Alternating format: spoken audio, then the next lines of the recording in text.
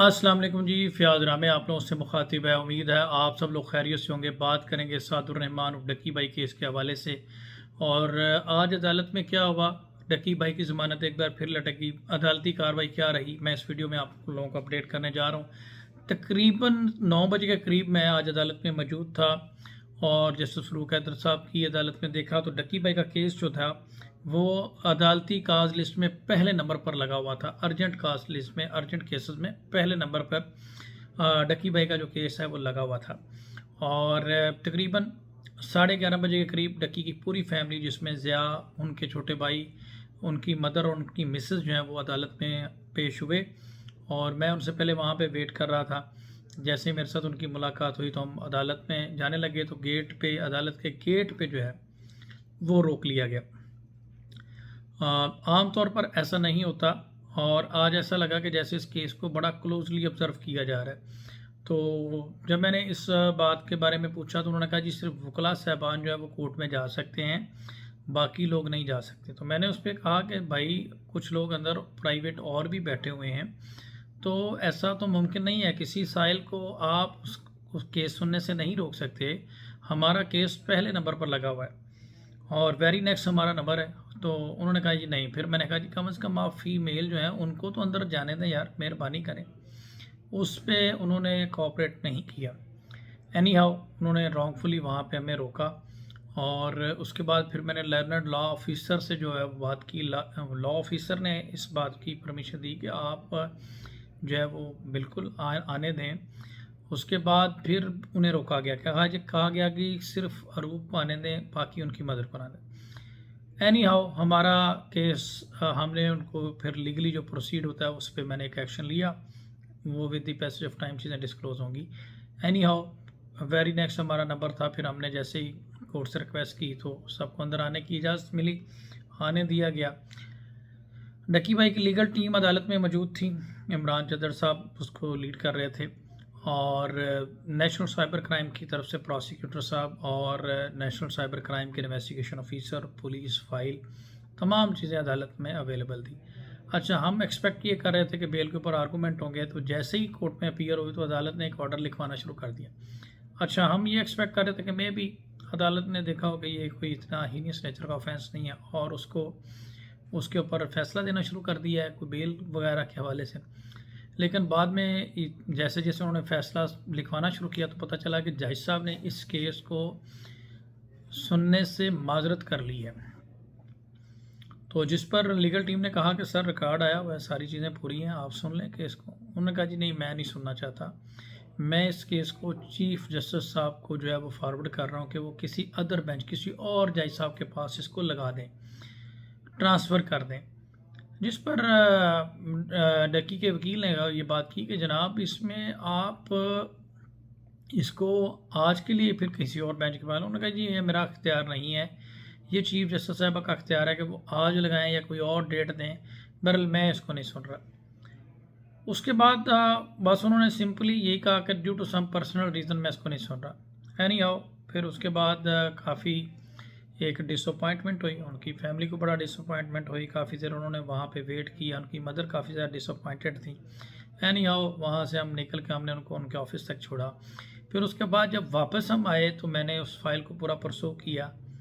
अभी तक किसी के पास भी उस फाइल की एक्सेस नहीं। मैंने उस फाइल को ऑर्डर पढ़ा, फिर चीफ जस्टिस साहब की कोर्ट में अब जाके उस फाइल को भेजा गया है किसी और जज साहब के पास मार्क करने के वाले से। मैंने जब उस ऑर्डर को पढ़ा तो उसमें सिंपली ये लिखा था ड्यू टू सर्टन रीजंस मैं इस केस को नहीं सुनना चाहता, इसको किसी और के पास ट्रांसफ़र कर दें। एनी हाउ जी, अब चीफ जस्टिस साहब के पास ये फ़ाइल पहुंच चुकी है और ऑनरेबल चीफ जस्टिस साहब इसके ऊपर कोई जिसको भी मार्क करेंगे वो फैसला करेंगे। इस चीज़ का पता सुबह चलेगा कि कौन से जज साहब को मार्क हुई है और दोबारा इस केस के ऊपर कब तक समाप्त होगी। अच्छा जी, एक तो ये चीज़ होगी। दूसरा, बहुत सारे लोग कह रहे हैं कि इसमें उन्होंने इनकार क्यों किया। मेरी ऑब्जर्वेशन के मुताबिक, ये मेरी पर्सनल असेसमेंट है कि सम टाइम ऐसा होता है कि डक्की की जो फ़ैन फॉलोइंग है, हो सकता है जैसा आपकी कोई फैमिली में कोई बच्चे डक्की को देखते हों या कोई और मामला हो, उनकी वीडियोस को देखते हों, उनके व्लॉग को कंटिन्यूसली देखते हों, तो जिस पर मौजूद अदालत ने समझा कि इसमें कोई इन्फ्लुएंस हो सकता है तो उन्होंने उस चीज़ को सुनने से इनकार कर दिया ताकि कोई बाइस्ड डिसीजन ना आए।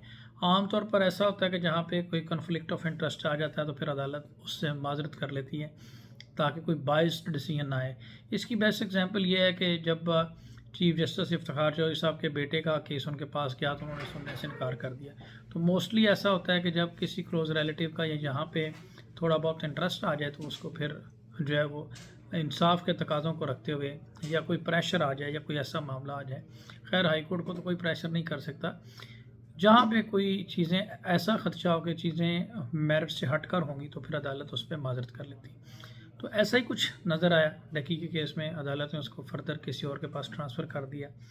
बहरहाल इसमें लीगली तो मैंने बताया था कि इसमें इस केस की कोई फाउंडेशन नहीं है और more than round about 3 month हो गए हैं, तो बेल का तो रिजेक्शन का कोई चांस नहीं बनता। अब एकदम से इसको ट्रांसफ़र किसी और के पास, ऐसा आमतौर पर हम पॉलिटिकल केसेस में देखते हैं, और इसको इस तरह से लिंगर ऑन कर दिया जाना ये समझ से बालातर है। बहरहाल जी, अब इसमें दोबारा से नोटिस होंगे और कोई एक वीक की डेट होगी और उसके बाद फिर देखते हैं कि क्या फ़ैसला अदालत देती है। लीगल विजडम के मुताबिक तो ये बेल बनती है, इसकी रिजेक्शन का कोई चांस नहीं है। बाकी जो भी हजूर फ़ैसला करें वो मंजूर करना पड़ेगा भाई। और लीगल तो इस केस का स्टेटस जो है वो आपको बता ही दिया गया।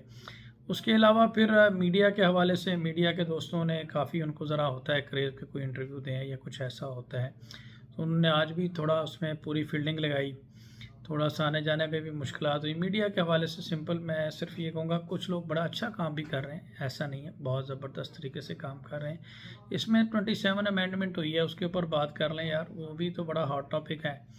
सारे पाकिस्तान का मीडिया डकी के पीछे पड़ गया।